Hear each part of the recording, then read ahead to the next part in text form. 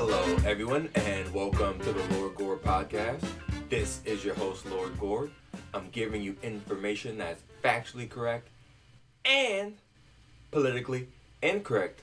And I'm not too proud to beg, oh sweet darling, please don't leave me, girl. And if I have to plead, baby, please don't leave me, girl. Bum, bum, bum, bum. So this week, told you guys I was going to discuss a book I just completed, a great and extremely important book, a landmark book. It's Alexis De Tocqueville's Democracy in America. He's a little French aristocrat. He traveled to America with a buddy of his, and he chronicled the geography of America, the culture of America, the government institutions, so on and so forth. It's a landmark book. So I picked out some of my favorite passages from the book and what they really meant to me and why I picked them. Just how they affect me today and my worldview today, and just how prescient Alexis de Tocqueville was with some of his insights. Well, a lot of his insights. He was wrong on a couple of things, but he was right on a lot. So let's go with number one. On wealth distribution across time. I'm going to go to page 56 here. Alexis de Tocqueville says, quote, "The first generation having passed away, estates began to be parceled out, and the change became more and more rapid with the progress of times." I'm just abridging these quotes. "The families of the great landed proprietors are almost all commingled with the general mass." Still abridging quotes, pages 56 and 57. "I do not mean that there is any deficiency of wealthy individuals in the United States. I know of no country, indeed, where the love of money has taken stronger hold on the affections of men, and where the profounder contempt is expressed for the theory of the permanent equality of property. But wealth circulates with inconceivable rapidity, and experience shows that it is rare to find two succeeding generations in the full enjoyment of it." I believe I heard some Arabic proverb about how the father goes up the stairs wearing wooden shoes and the son goes down the stairs wearing silk shoes. So just to hammer that point made almost 200 years ago by Alexis de Tocqueville, I'm going to give a quote from Tom Sowell's Economic Facts and Fallacies. Quote, "When Forbes magazine's annual list of the 400 richest people first appeared in 1982, people with inherited wealth were 21% of that 400.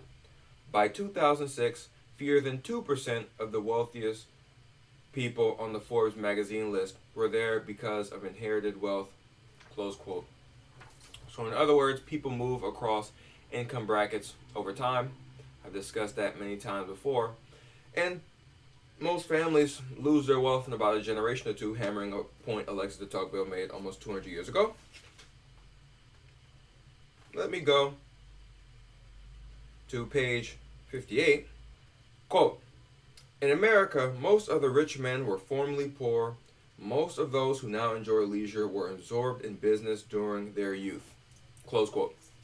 Which is also true in America. When you look at the wealthiest age group in America, they're ages 65 and older. And when you look at when men reach their peak earning years, it's usually in their mid-30s to their early 40s. So the whole income inequality thing is garbage because men are even unequal to themselves in terms of income earning when they're in their early 20s versus their early 40s. All right.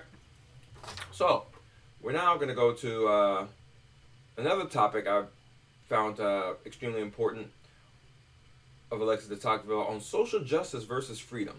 All right. So I'm going to read some quotes, page 59. "There is, in fact, a manly and lawful passion for equality which excites men to wish all to be powerful and honored. This passion tends to elevate the humble to the rank of the great.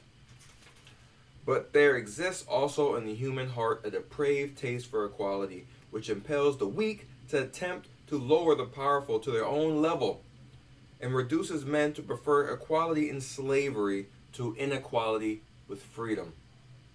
Not that those nations whose social condition is democratic naturally despise liberty. On the contrary, they have an instinctive love of it. But liberty is not the chief and constant object of their desires. Equality is their idol.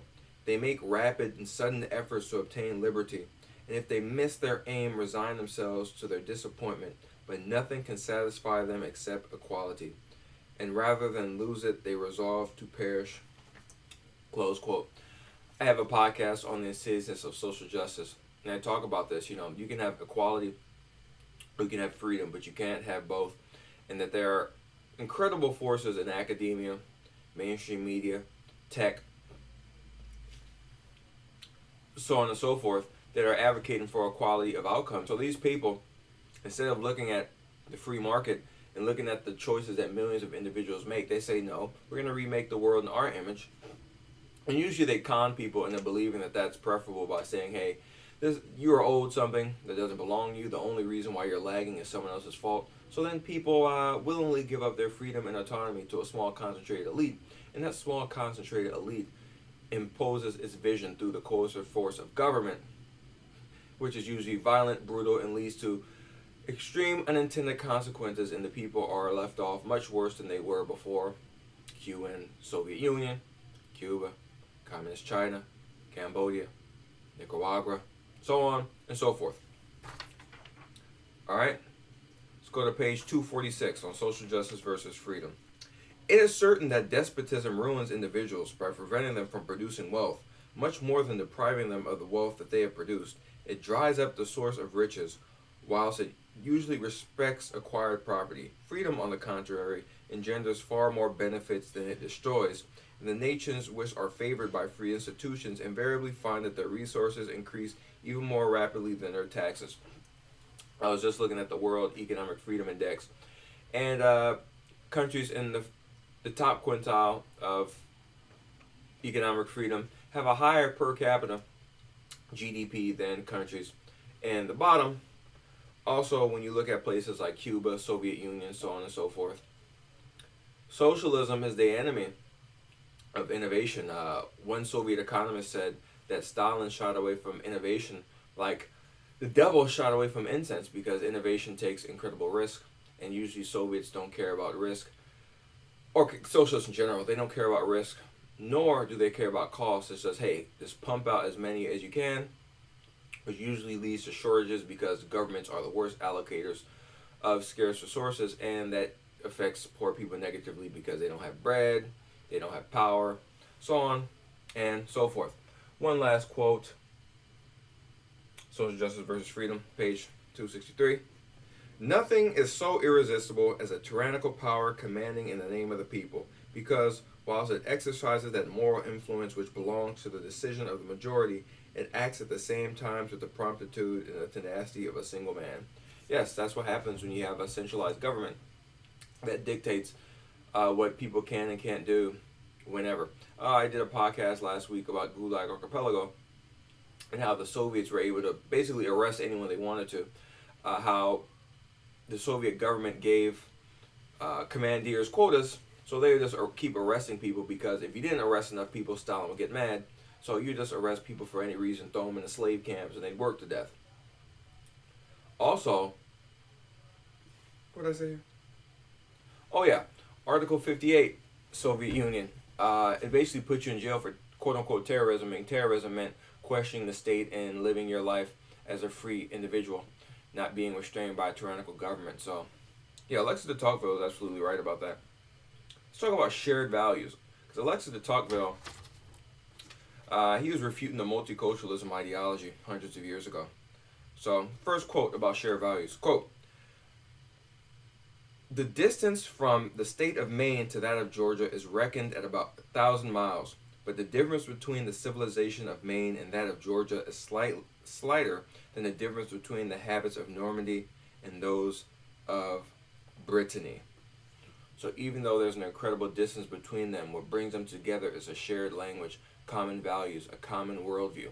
The fact that they are farther from each other in Normandy and Brittany, yet they have more similarities, shows the fact that united we stand, divided we fall. What's that old Bible proverb? A divided house doesn't stand, like it falls.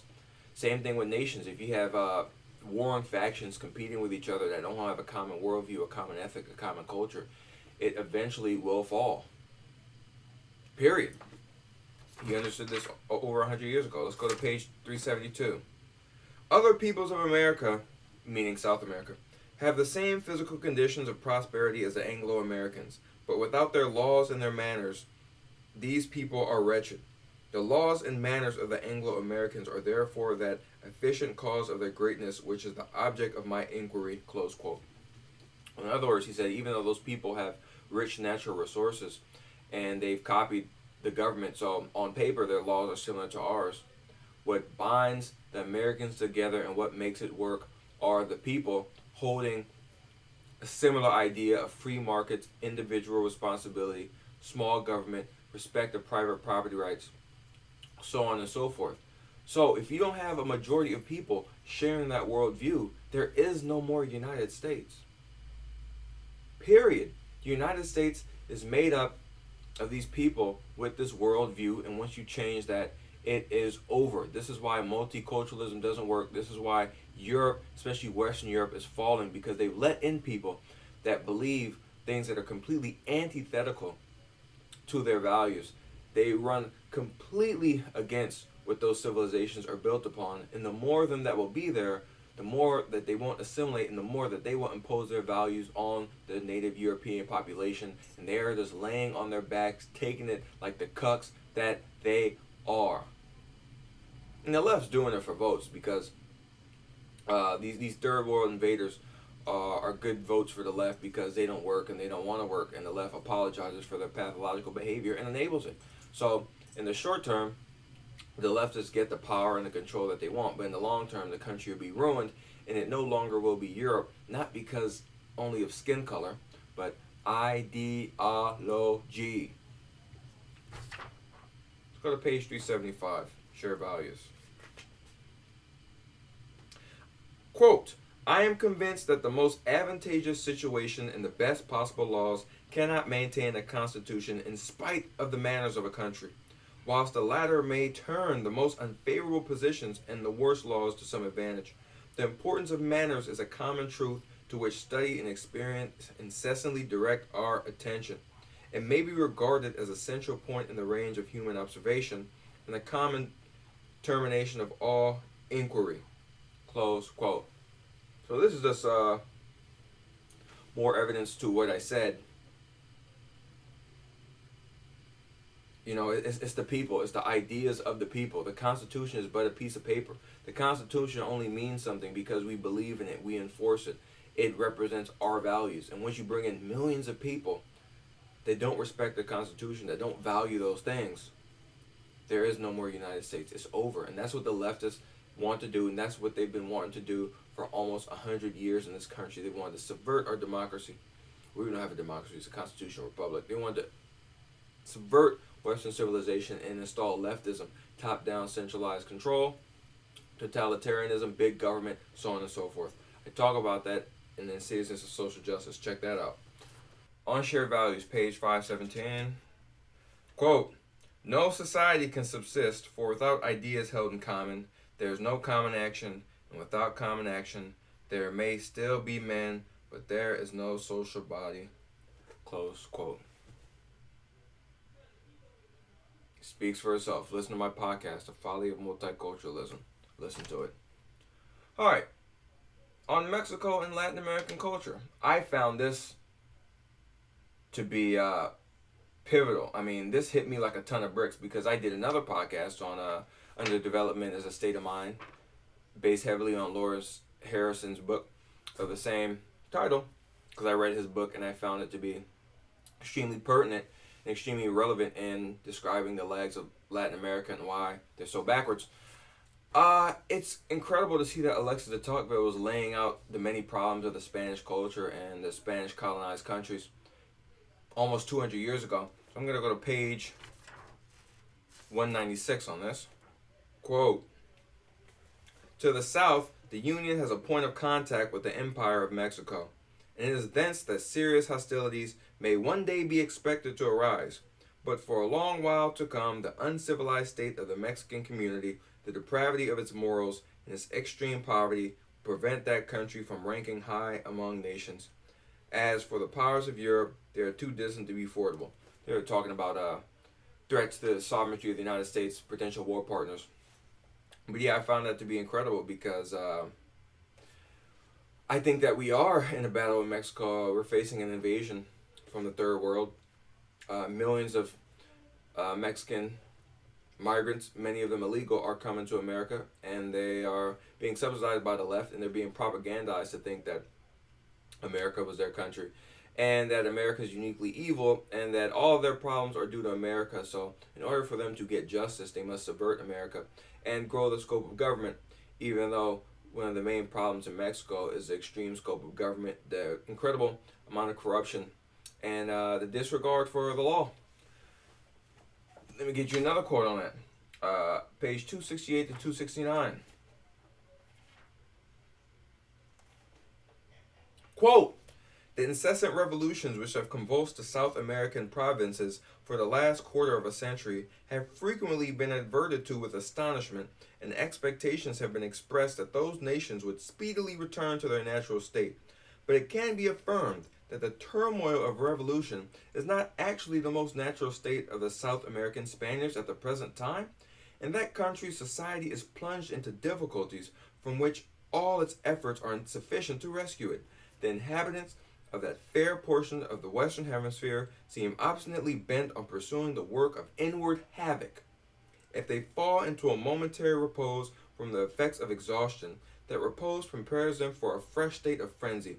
When I consider their condition, which alternates between misery and crime, I should be inclined to believe that despotism itself would be a benefit to them, if it were possible that the words despotism and benefit could ever be united in my mind," close quote.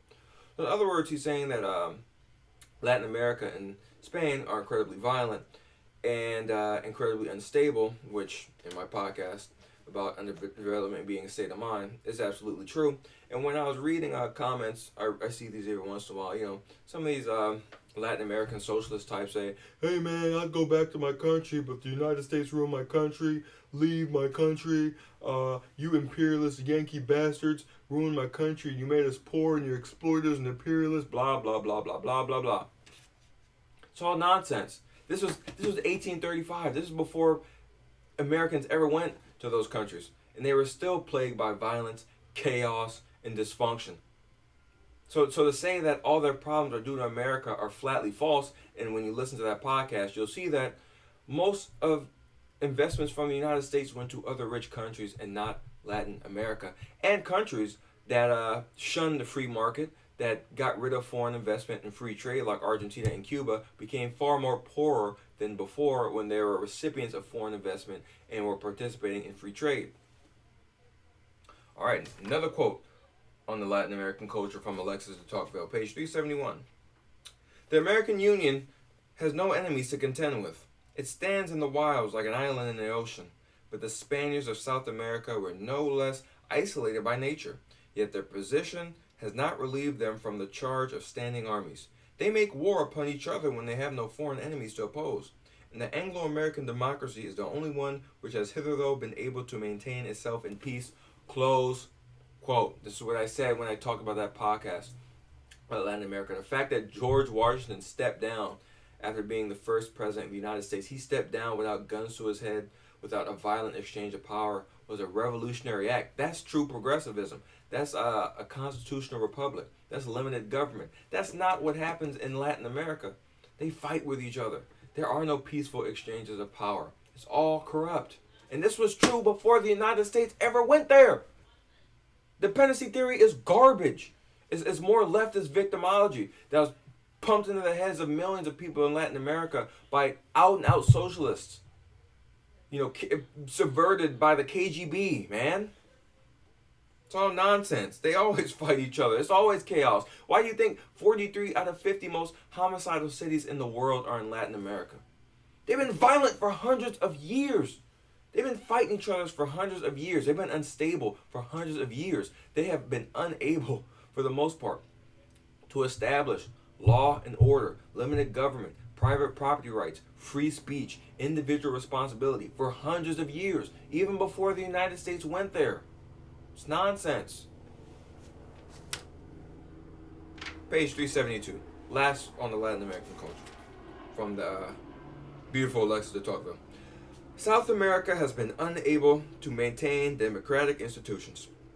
If the welfare of nations depended on their being placed in a remote position with an unbounded space of habitable territory before them, the Spaniards of South America would have no reason to complain of their fate. And although they might enjoy less prosperity than the inhabitants of the United States, their lot might be such as to excite the envy of some nations in Europe.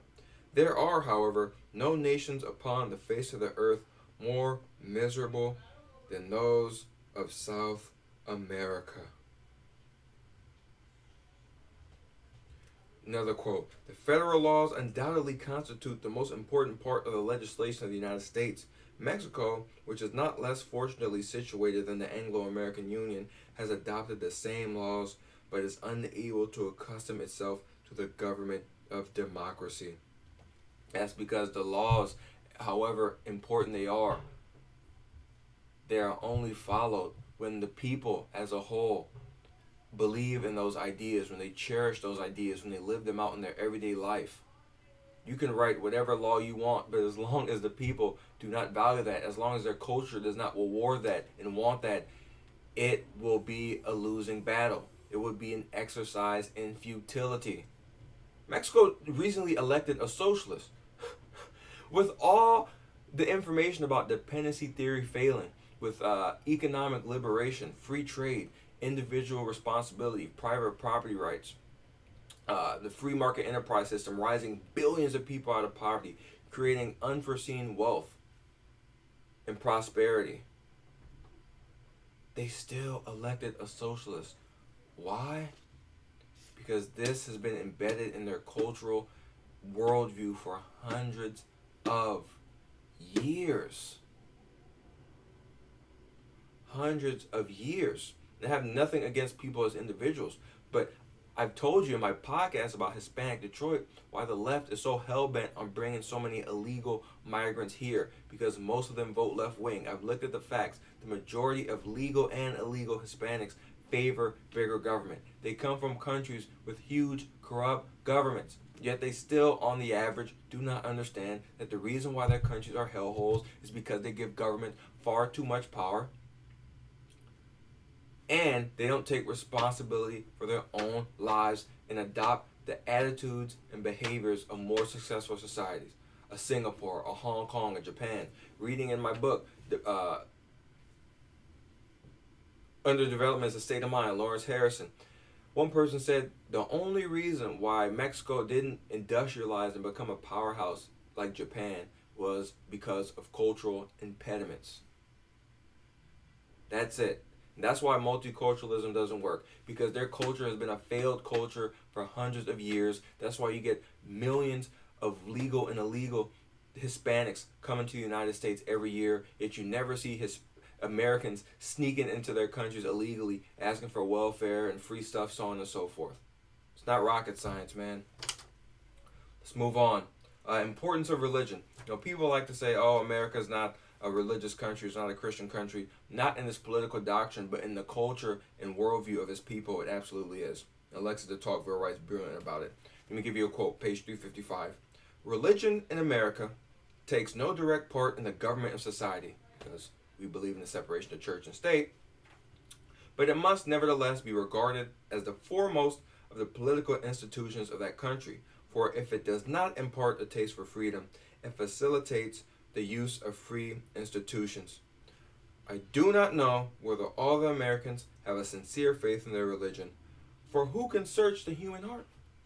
But I am certain that they hold it to be indispensable to the maintenance of Republican institutions. I'm just abridging page 355. The Americans combine the notion of Christianity and of liberty so intimately in their minds that it is impossible to make them conceive the one without the other. And with them, this conviction does not spring from the barren traditionary faith which seems to vegetate in the soul rather than to live. Close quote. Another quote on the importance of religion. Let's go to page 515. Quote, in the United States, Christian sects are infinitely diversified and perpetually modified, but Christianity itself is a fact so irresistibly established that no one undertakes either to attack or defend it. The Americans, having admitted the principal doctrines of the Christian religion without inquiry, are obliged to accept in like manner a great number of moral truths originating in it and connected with it. Hence the activity of individual analysis is restrained within narrow limits, and many of the most important human opinions are removed from the range of its influence, quote, close quote. Well, obviously to the Anglos, their culture that made America what it is, religion, Christianity, and the Christian worldview played an incredible part. I think it's absolutely true that if America loses its cultural identity, which is free market, individual responsibility, small government, private property rights, delegation of powers, three branches of government, and the Christian ethics and worldview, then it's no longer America. I mean, imagine if you went to China and you brought a bunch of people from, I don't know, France, and you populated China with a bunch of French people, and you made French people the majority of people in China. Naturally, unless those French people assimilated, the culture and the government institutions will begin to reflect the values and the belief systems of the French. I mean, how many countries do you see in which the laws and the culture of the country as a whole do not reflect the laws, values, and the comportment of the majority population? I'll wait. Okay. All right, let's go to on slavery affecting culture and economics. And this ties in great with Tom Sowell's Black Redneck White Liberal, which is one of the reasons why I wanted to read Democracy in America, because in Black Redneck White Liberal, Tom Sowell talks about how Alexis De Tocqueville noticed how the institution of slavery affected the culture of the North and the South, and how the Southern culture of sloth, anti-intellectualism, illegitimacy, and hyperviolence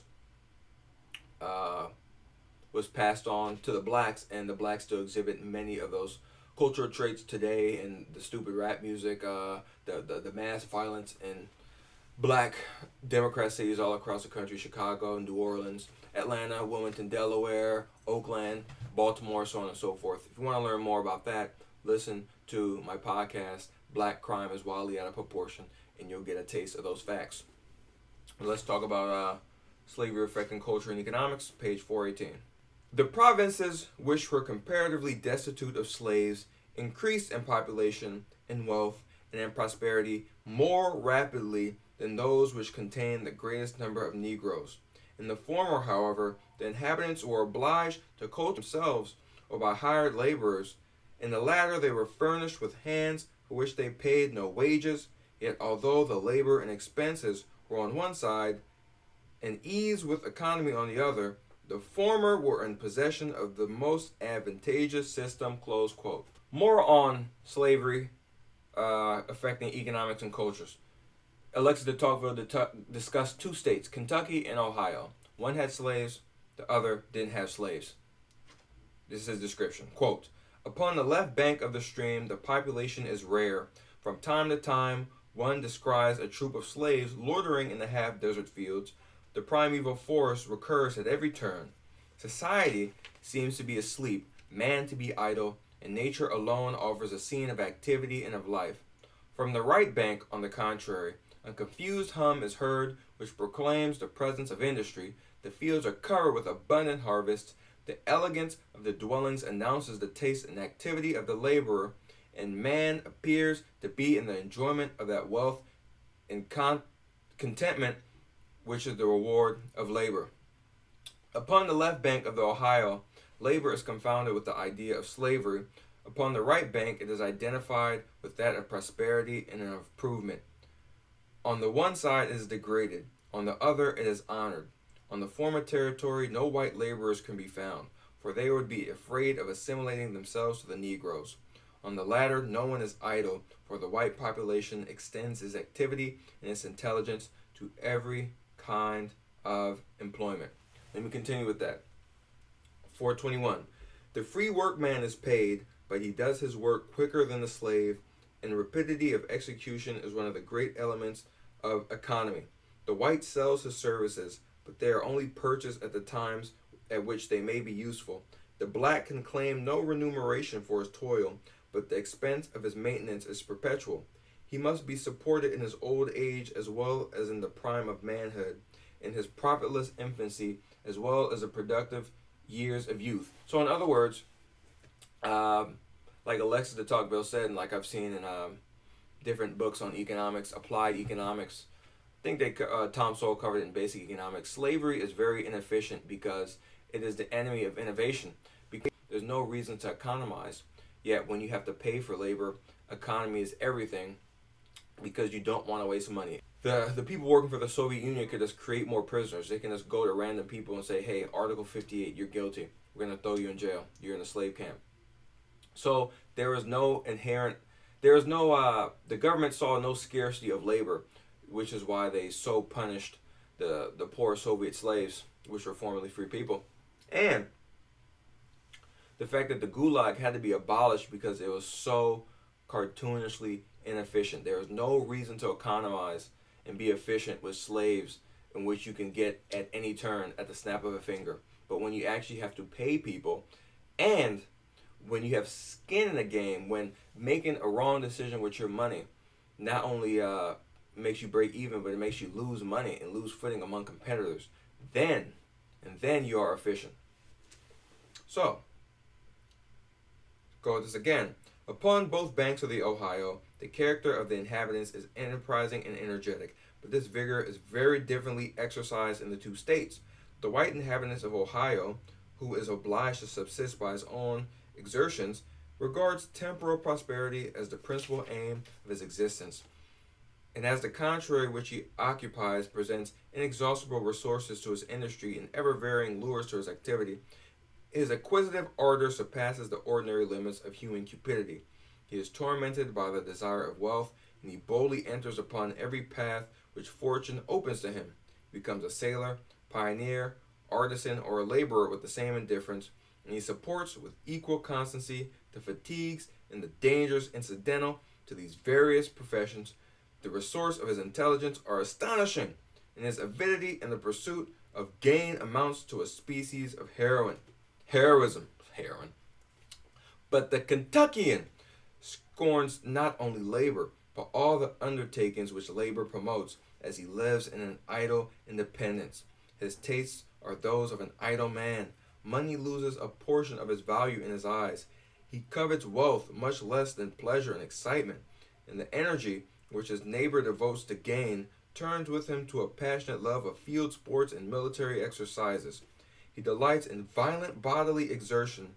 He is familiar with the use of arms, and is accustomed from a very early age to expose his life in single combat. Thus slavery not only prevents whites from becoming opulent, but even from desiring to become so. Close quote. Let me just read some of that one more time. He covets wealth much less than pleasure and excitement.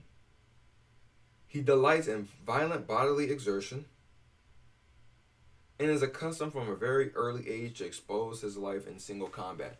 Dude, sounds like ghetto black people to me, which is what Tom Sowell said in Black Redneck White Liberal.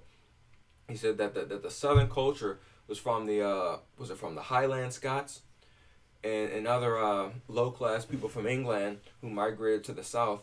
So not only did they have these bad ideas when they came to the South, but they were exacerbated by the fact that they didn't have to work and that manual labor was shunned. It was seen as something beneath you because black slaves did that work. So they passed on their same bad ideas about work, civility, comportment, intellectualism to the black slaves.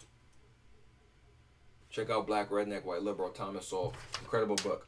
Incredible book. All right. One last quote, page 458 on slavery and economics. The American of the northern states is surrounded by no slaves in his childhood. He is even unattended by free servants, and is usually obliged to provide for his own wants. No sooner does he enter the world than the idea of necessity assails him on every side. He soon learns to know exactly the natural limit of his authority. He never expects to subdue those who withstand him by force, and he knows that the surest means of obtaining the support of his fellow creatures is to win their favor. He therefore becomes patient, reflecting, tolerant, slow to act, and persevering in his designs. In the southern states, the more immediate wants of life are always supplied. The inhabitants of those parts are not busied in the material cares of life, which are always provided for by others, and their imagination is diverted to more captivating and less definite objects. The American of the South is fond of grandeur, luxury, and renown, of gaiety, of pleasure, and above all of idleness. Nothing obliges him to exert himself in order to subsist, and as he has no necessary occupation, he gives way to indolence and does not even attempt what would be useful. And that's why we call it the Democrat plantation, because this same white person living in the South, where all your wants and needs are attended to by someone else, in which you don't have to work hard to get what you want. That's the welfare state, where you get paid for breathing. You never have to work for yourself. It is provided by slavery, enslaving the taxpayers, because that's what slavery is. It's forcing someone to work for the benefit of someone else. So when you're on the Democrat plantation receiving welfare, you're receiving the fruits of someone else's labor who had no say in the matter. You're able to engage in all kinds of reckless, pathological behavior. You're smoking weed, you're getting all kinds of crazy tattoos, you're having babies out of wedlock, you're shooting stupid videos, you're fighting people, you're not studying, you're not doing the right thing, because no matter what you do, your wants and needs will be taken care of. But the government owns you, you know. If you're a single mother, especially in the South, these black ghettos, you engage in all kinds of skullduggery. You're having babies out of wedlock. You're getting all kinds of arguments at the swap meet, in malls, in parking lots, restaurants. And you're convinced that someone owes you something for nothing. So not only did the Southern culture influence the black redneck culture in terms of comportment and behavior, but this whole ideology, because these people are all Democrats, is embedded in the welfare state. That's something to think about. Let's move on. Alexis De Tocqueville, Red Pill on Islam. There's a book I'm waiting on. It's about Thomas Jefferson and the Tripoli Wars, in which Thomas Jefferson goes to war with North African pirates, you know, the Barbary pirates, that enslaved more than 1 million white people from Greece and Italy, by the way.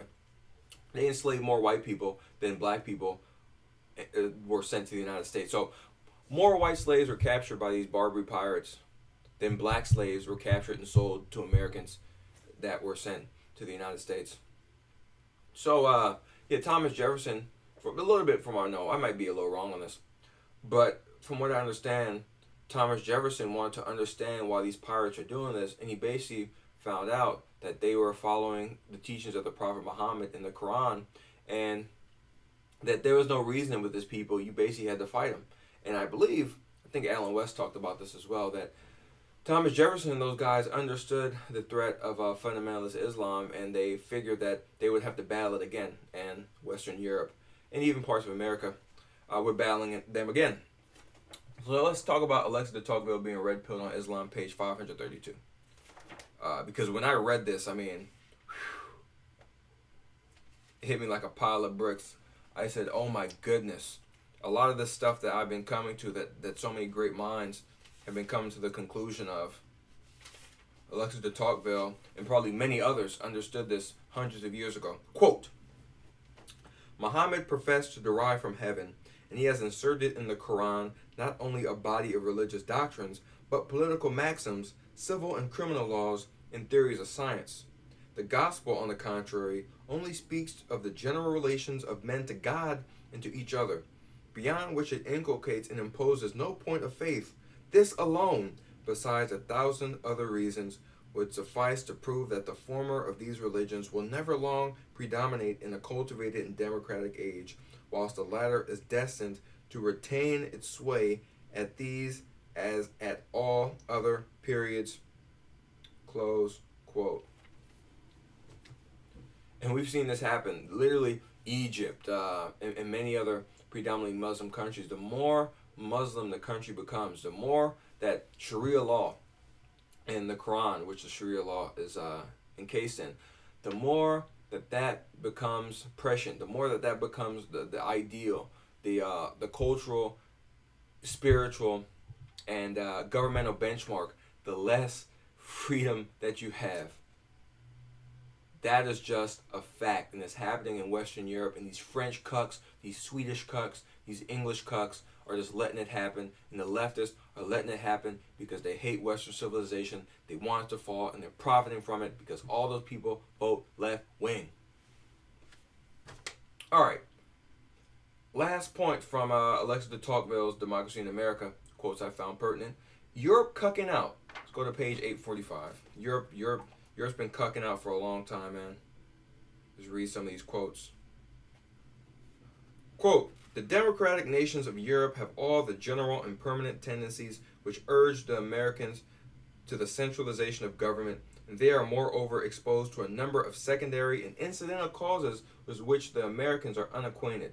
It would seem as if every step they make towards equality brings them nearer to despotism. Yeah, like in France, where almost 60% of the GDP is spent on government, and the highest tax rate is about 75%, and the government tells employers what they have to pay, who they have to hire, who they can't hire, who they can fire, who they can't fire.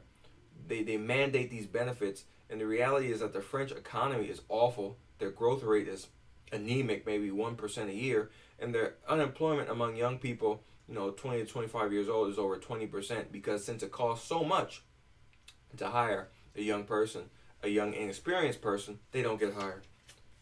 Thanks, big government. No one's investing in France, by the way. 846.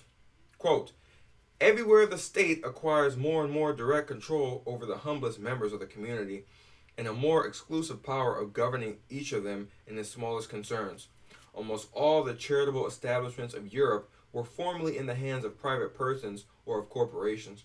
They are now almost all dependent on the supreme government, and in many countries are actually administered by that power. The state almost exclusively undertakes to supply bread to the hungry, assistance and shelter to the sick, work to the idle, and to act as a sole reliever of all kinds of misery. Education, as well as charity, is become in most countries at the present day a national concern. The state receives and often takes the child from the arms of the mother to hand it over to official agents. The state undertakes to train the heart and to instruct the mind of each generation. Uniformity prevails in the courses of public instruction as in everything else. Diversity as well as freedom is disappearing day by day. Nor do I hesitate to affirm that amongst almost all the Christian nations of our days, Catholic as well as Protestant, religion is in danger of falling into the hands of the government. Close quote. Yeah, I mean, I listened to a lecture about the welfare state and the history of the welfare state and what it has done to people. And I believe it was founded by Otto von Bismarck, and he is quoted as saying that he wanted to create the welfare state because people dependent on government aren't going to rebel against the government. People who are living off the government are going to want bigger government. So literally what Alexis De Tocqueville was seeing 200 years ago were governments expanding their scope of power, enslaving people to the government, hooking them on the heroin of government dependence so that they can control them. And as they control them, as I've explained in other podcasts, anything you incentivize, you get more of. Anything you deter, you get less of. So they're incentivizing government dependence, unemployment, so on and so forth. And these government programs keep growing and growing and growing and growing, and the expenditures get more and more and more expensive. And then, not only are these people dependent on government pawns, cannon fodder for the state, they are also enslaving large amounts of the populace because the government has no money. They extort money by force from the taxpayers. So it's incredible that Alexis de Tocqueville saw this when countries like England and France and Sweden spend over half their GDP on government. And it's absolutely horrifying. They tell their populace that they have all these positive rights, these that the government gives you rights. Not that the government protects your natural rights, but the government gives you rights at the expense of other people. Healthcare, education, welfare, so on and so forth. Places like France and England are going broke. The governments are too large.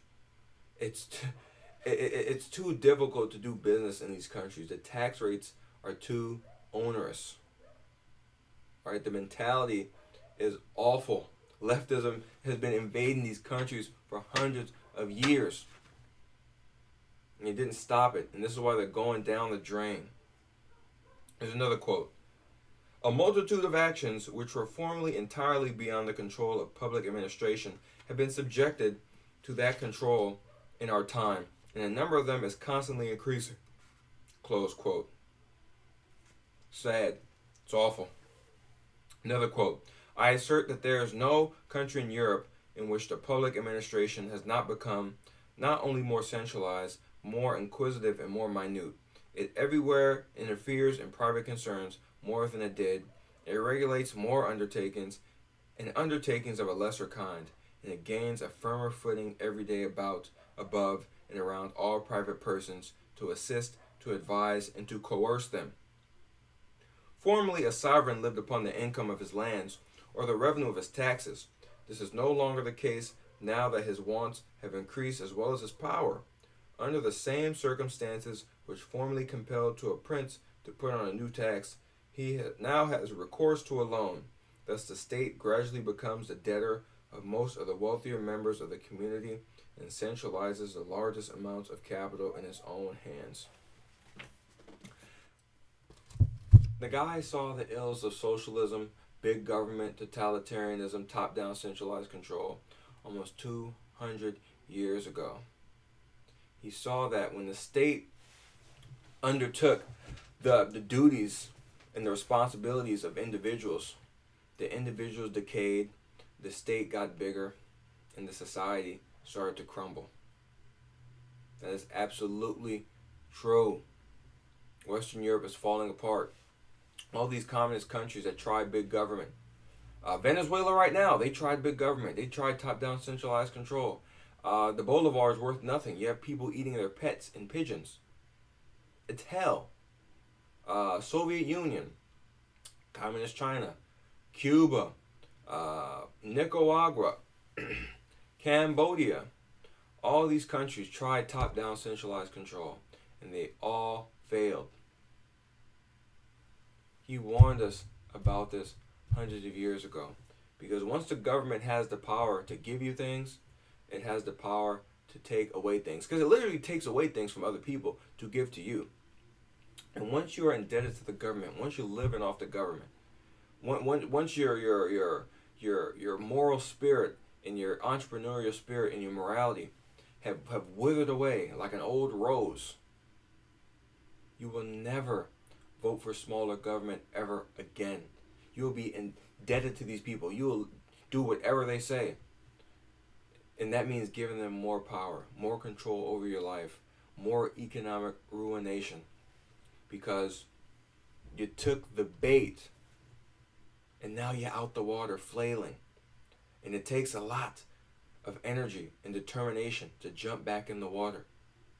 But you don't want to jump back into the water. Because when you jumped out of the water, you're suffocating, and they got you just a little bit of water. They just put you in a little cage of water. And instead of having freedom in a large ocean in which you're responsible for your own decisions, where prosperity is created by the incentives and deterrents of the free market enterprise system, of profits, of losses, of economizing. No. You chose servitude. You chose slavery. You chose the plantation. That's the Lord Gord Podcast. I hope you enjoyed it. Subscribe on iTunes. Subscribe on YouTube. Leave a comment. Leave a review. Share it with your friends. Get the Lord Gord Funk album, This Isn't TV, on iTunes, Spotify, Google Play, so on and so forth. Get your dance on. Next week, I'm going to discuss Tom Sowell's essay, The Real History of Slavery. It's a great essay in the book, Black Rednecks and White Liberals. I'm going to dive into it, and I'm going to enjoy it. Hopefully you enjoy it as well. I'm Lord Gord.